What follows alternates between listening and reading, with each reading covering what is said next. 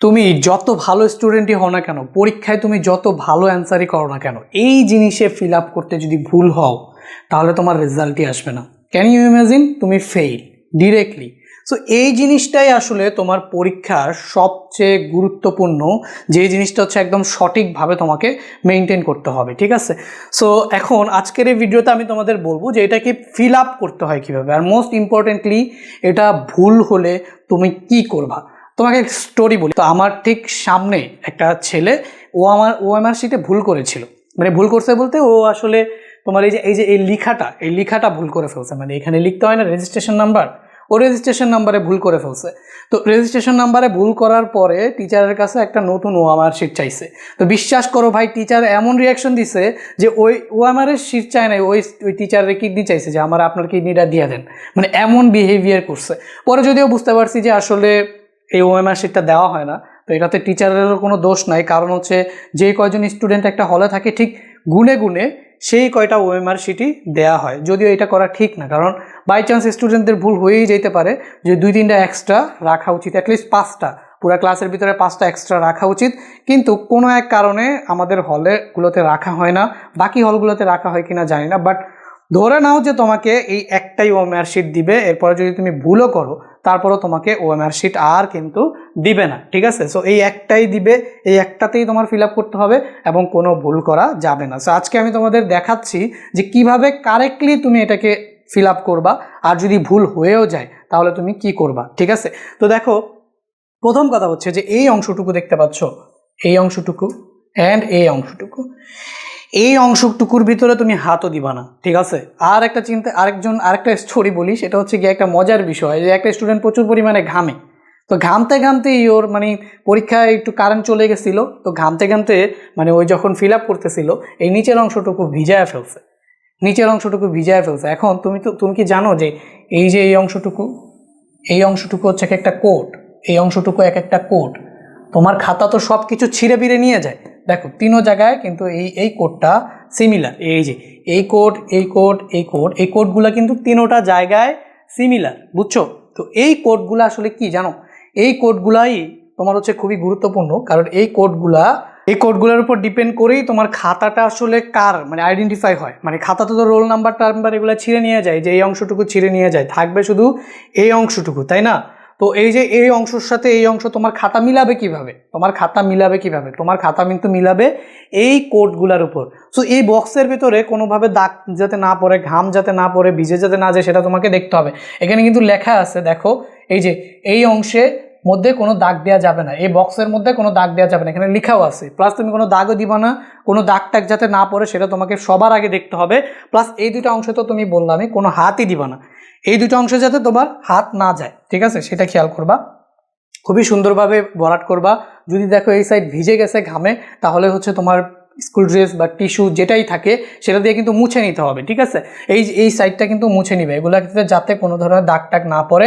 বিশেষ করে এই যে এই বক্সের এই কোডগুলা দিয়েই কিন্তু তোমাকে পরবর্তীতে কি করা হবে, আইডেন্টিফাই করা হবে। সো ভালো মতো এগুলাকে খেয়াল করবা। তাহলে ফিল আপ করবা কতটুকু? ফিল আপ করবা শুধুমাত্র এই বক্সের অংশটুকু, তোমার ফিল আপ করতে হবে এই বক্সের অংশটুকু, এই বক্সের বাইরে আর কোনো কিছু তুমি ফিল আপ করবা না, ঠিক আছে? তো এখানে আমাদের এটা দেখতে পাচ্ছ যে আসলে আমি অনলাইন থেকে এটা নিয়েছি, অনেক পুরনো। তো তোমাদের ক্ষেত্রে দেখবা এখানে 2000, এটা হচ্ছে 2 থাকবে, হ্যাঁ? তো যদি 2002 থাকে তাহলে তোমরা এখানে জাস্ট 5 দিয়ে 25 বানায় দিবা। এটা তোমরা প্রথমে ফিল আপ করবা। তারপরে এসএসসি, তোমরা যেহেতু এসএসসি পরীক্ষা দিবা, ফলে এসএসসির এটাকে কি করবা, ভরাট করবা।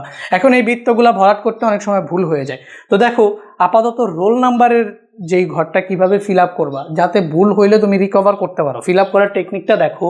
ফার্স্ট অফ অল তোমার যে ইয়েটা আছে না, অ্যাডমিট কার্ড দিয়ে, অথবা হচ্ছে তুমি রেজিস্ট্রেশন কার্ড ওইটা দিয়ে এখানে জাস্ট নিয়ে তারপর হচ্ছে বাম সাইড থেকে ডান সাইডে ফিল আপ করবা। ধরো তোমার রোল নাম্বার হচ্ছে 22,993, কয় ঘরের? 2, 4, 6, 2, 4, আচ্ছা ধরো এখানে আরেকটা 4 দিয়ে দেবে, এটা ধরো তোমার রোল নাম্বার, ঠিক আছে? তো এটা যেহেতু তোমার রোল নাম্বারের ঘরে আগে তুমি দেখবা যে যদি তুমি এটা গুনে নিবা, এটা আসলে ফার্স্ট অফ অল গুনে নিবা যে এখানে রোল নাম্বার ধরো 6টা, এখানে 6টা ঘর আছে কিনা, 1, 2, 3, 4, 5, 6 আছে।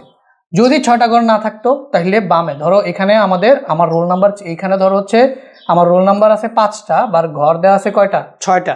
এরকম যদিও থাকে না, রোল নাম্বারের সাথে ঘর নাম্বার মিলে যায়, তারপরে তুমি গুনে নিবা, ঠিক আছে? তো ধরে নাও 2 4 5, তাহলে আমি গুনে নিলাম। আচ্ছা, এখানে 1 2 3 4 5 6টা, এখানে ঘর আছে কয়টা, 6টা। তো 6টা ঘরের এই লাস্ট ঘরটাকে আমি 0 দিয়ে ফিল আপ করে নিব, লাস্ট ঘরটাকে আমি 0 দিয়ে ফিল আপ করে নিব। এরপরে আমাদের এই যে 2 4 5টা আছে, তো 5টা জাস্ট আমি এখানে লিখে দিব। কি কি লিখবো এখানে? এখানে ফার্স্ট অফ অল লিখলাম 2, তারপরে লিখলাম কত 2, তারপরে লিখলাম কত 9, তারপরে লিখলাম 5। আচ্ছা, 2 2 9 9 5, ঠিক আছে? দেখছো, এখন আমি ভুল করে ফেলতেছিলাম। 2 2 9 9 5 এভাবে জাস্ট লিখবা। সেম ভাবে রেজিস্ট্রেশন নাম্বার কয়টা আছে গুনবা, গুনে তারপর হচ্ছে যে কটা এক্সট্রা আছে সে কটা বামে কি দিয়ে দিবা, 0 দিয়ে দিবা। 0 দিয়ে তারপর হচ্ছে এখানে বাকি রোল নাম্বারগুলো লিখবা। এখন দেখো, যদি এক্সট্রা না থাকে তাহলে তো তুমি জাস্ট কোনো 0 দেওয়ার দরকার নাই। ধরো এখানে রোল নাম্বার আমি এখানে ধরো একটা 5 দিয়ে দিলাম, তাহলে এই 0টা আর দিব না আমি। তো দেখতেছি যে 2 4 6টা, তাহলে 1 2 3 4 5 6টা ঘরই আছে। তো চুপচাপ আমি জাস্ট আমার রোল নাম্বারটা এখানে লিখে ফেলবো, 2 2 9 9 5 5 এভাবে। সো দেখো, একটুখানি খেয়াল করো, আমি কিন্তু নিচের দিকে লিখছি, উপরের দিকে আমি কিন্তু একটুখানি কি করছি বলো তো, ফাঁকা রাখছি। এই ফাঁকাটা কেন রাখলাম? দেখো, নিচের দিকে লিখলাম বাট উপরের দিকে কেন ফাঁকা রাখলাম?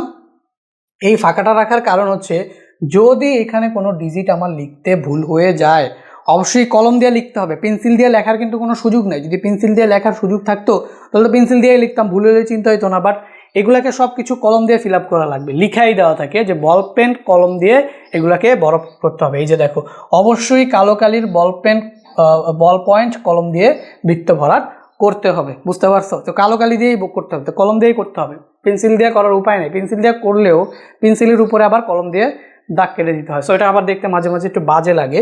তো তোমরা জাস্ট এখানে এইভাবে ভরাট করবা। উপরের অংশটুকু কি করবা জানো? উপরের অংশটুকুকে একটুখানি ফাঁকা রাখবা।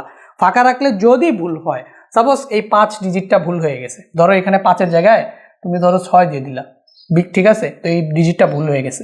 তো ভুল হইলে সুন্দর করে এখানে একটা দাগ দিয়ে, পেন্সিল স্কেল দিয়ে একটা দাগ দিয়ে কেটে দিবা।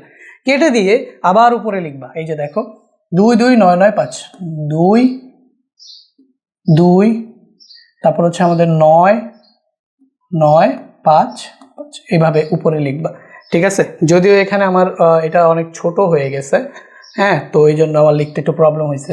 তাহলে তো একটু ট্রাই করি, 2 2 9 9 5 5, এইভাবে আসলে লিখে ফেলবা। এখন এই বৃত্তগুলা ভরাট করতে ভুল হয়ে গেলে, ধরো এই বৃত্তগুলা ভরাট করতে ভুল হয়ে গেছে, এগুলাকে ওভাররাইট করার কোনো সুযোগ নাই। তো সেই ক্ষেত্রে কি করবা তুমি? দেখো, এই বৃত্তগুলোকে ভরাট করার একটা ট্রিক্স আমি তোমাকে বলতে পারি, যেটাতে কখনোই কোনো ভুল হবে না। ভুল হইতে পারে কি ভাই, এই বৃত্তগুলো যেমন এই যে এখানে 2 আছে, তো এখানে 2 ভরাট করবা, এখানে 2 আছে তো এটা 2 ভরাট করবা, এখানে 9 আছে তো এখানে তুমি হচ্ছে কত ভরাট করবা, 9 ভরাট করবা, এখানে 9 আছে তুমি হচ্ছে কত, 9 ভরাট করবা। তো এরকমভাবে ভরাট করবা। কিন্তু এই ভরাট করতে গিয়ে মাঝে মাঝে কি হয়ে যেতে পারে, ভুল হয়ে যেতে পারে। আর বৃত্ত ভরাট করার টেকনিক কি দেখো, এটা যদি হয় বৃত্ত, তো এই বৃত্ত ভরাট করার টেকনিক হচ্ছে, ফার্স্ট অফ অল সাইড দিয়ে এরকম একটা কলম দিয়ে সাইড দিয়ে আগে একটা দাগ এভাবে এটার সাথে মিলায় দিয়ে নিবা, ঠিক আছে? সাইড দিয়ে এরকম একটা দাগ মিলা দিয়ে এরপরে তুমি এবারে মাঝ বরাবর এভাবে ভরাট করতে থাকবা, ঠিক আছে? এটা হচ্ছে বৃত্ত ভরাট করার টেকনিক, ঠিক আছে? আমার যদিও বাইরে বের হয়ে গেছে, তোমাদের তো বাইরে বের হবে না, একটু সাবধানতার সাথে করলে দেখবা যে এরকমভাবে ভরাট হয়ে গেছে, বুঝতে পারছো? তো এটা তো দেখাইলাম তোমাকে বৃত্ত কিভাবে ভরাট করবা। এখন এইখানে ভুল হইলে এই ভুলগুলা সংশোধন করা আসলে খুবই টাফ, এই ভুলগুলা সংশোধন করা যায় না, বৃত্ত ভরাটে ভুল সংশোধন করাটা টাফ। তো সেই জন্য তুমি যেটা করবা সেটা হচ্ছে গিয়ে আগে পেন্সিল দিয়ে ভরাট করে দিবা। আগে কি করবা? পেন্সিল দিয়ে ভরাট করবা, যাতে ভুল হইলে মুছা যায়। আগে করবা কি, পেন্সিল দিয়ে ভরাট করবা। এখানে ভুল হইলে তো বুঝলাম কেটে দিয়ে উপরে লিখবা, বাট এখানে ভুল হইলে কি করবা, এখানে যদি ভুল হয়ে যায়, ধরো এই যে 9, আচ্ছা 9 9, এরপর আমাদের কত ছিল, এই যে আমাদের 9 9, এখানে আমাদের কত ছিল 5, এখানে ভুল হয়ে গেলে এই ভুলগুলোকে সংশোধন করা খুবই টাফ। তো তুমি যেটা করবা, আগে পেন্সিল দিয়ে ভরাট করবা, পুরাটা বৃত্ত আগে পেন্সিল দিয়ে ভরাট করবা। পেন্সিল দিয়ে ভরাট করা হয়ে গেলে এরপরে তুমি চেক করবা যে দেখি আমি ভরাট করা ঠিক আছে কিনা। পেন্সিল দিয়ে ভরাট করলা, ভরাট করে তারপর হচ্ছে চেক করবা যে দেখি হয়েছে কিনা সব কিছু। এরপরে ওইটার উপর কলম দিয়ে জাস্ট ওভাররাইট করে দিবা, তাহলে হয়ে গেল বৃত্ত ভরাট। সেমভাবে এখানে রেজিস্ট্রেশন নাম্বার তোমার অ্যাডমিট কার্ড থেকে অথবা তুমি তোমার রেজিস্ট্রেশন কার্ড থেকে রেজিস্ট্রেশন নাম্বারটাও এভাবে লিখবা, এই যে বক্সের নিচে নিচে লিখবা, নিচে নিচে লিখবা, যাতে ভুল হইলে উপরে আবার জায়গা থাকে লেখার জন্য। আর এখানে বিষয় কোড লিখবা, বিষয় কোড লিখবা।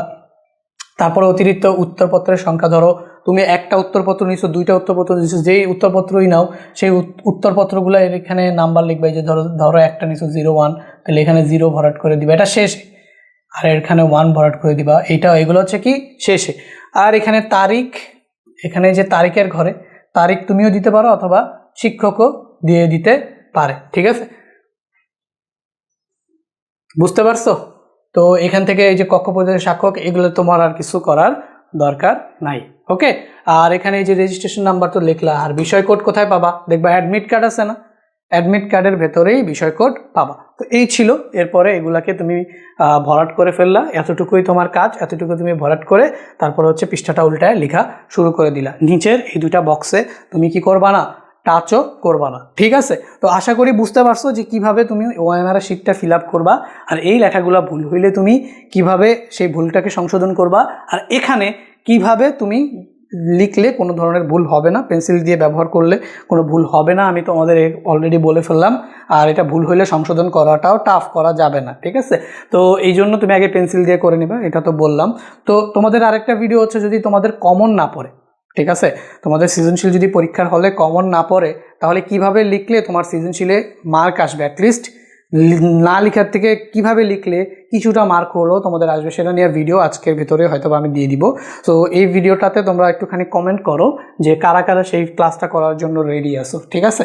তো তাহলে আমি আজকে দেখি সন্ধ্যার পরে তোমরাও রেডি থেকো, আমিও হচ্ছে তোমরা কমেন্ট করে যাও, তাহলে আমিও ওই ভিডিওটা সন্ধ্যার পরেই আপলোড করে দিব। তো ততক্ষণ পর্যন্ত সবাই ভালো থাকবে, আল্লাহ হাফেজ।